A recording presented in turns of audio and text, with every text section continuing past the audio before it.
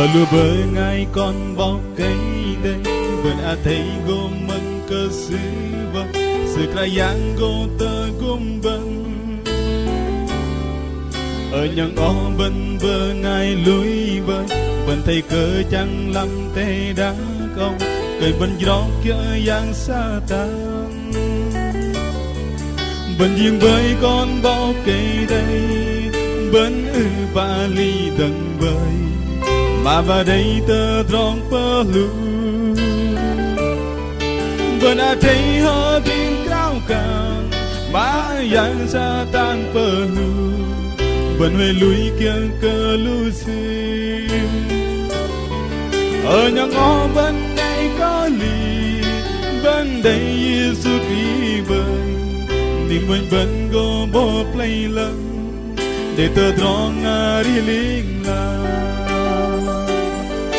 lùa bên yên bơi con bao cây đây bên huệ ari lăng tê đá câu bên để tơ chen cơ đi đây trái giang giữ cơ hơi trắng bên ở lùa bờ ngay riêng con cá giang mà để bờ lui em nè lui bên riêng bơi con bó cây đây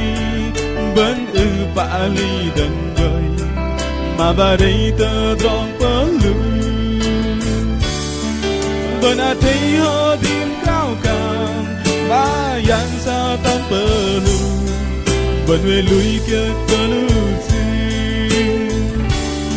ở nhà ngõ bên này có lì bên đây Giêsu đi bơi nhưng mình vẫn go bo play lần để tơ drong đi linh la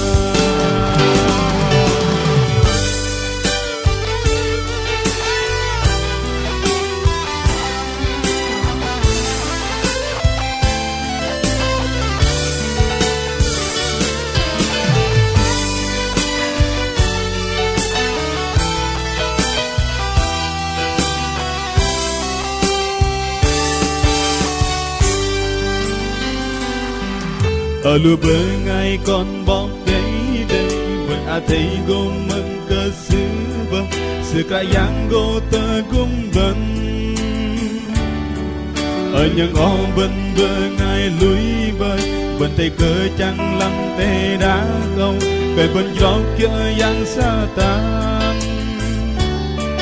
bên riêng bơi con bó cây đây bên bạ ly đằng bơi mà bà đây tơ rong pơ lu bên thấy họ tim cao càng mà giang xa tan pơ lu bên huệ lùi kia cơ lu si ở nhà ngõ bên này có lì bên đây Giêsu đi bơi nhưng mình vẫn go bo play lần để tơ rong đi linh la bên thấy ở điểm cao càng mà giang xa tan bờ lu bên người lùi kia cơ lưu xì ở nhà ngõ bên này có lì bên đây Giêsu đi bơi nhưng mình vẫn go bo play lần để tơ drong đi linh la nhưng mình vẫn go bo play lần để tơ drong đi linh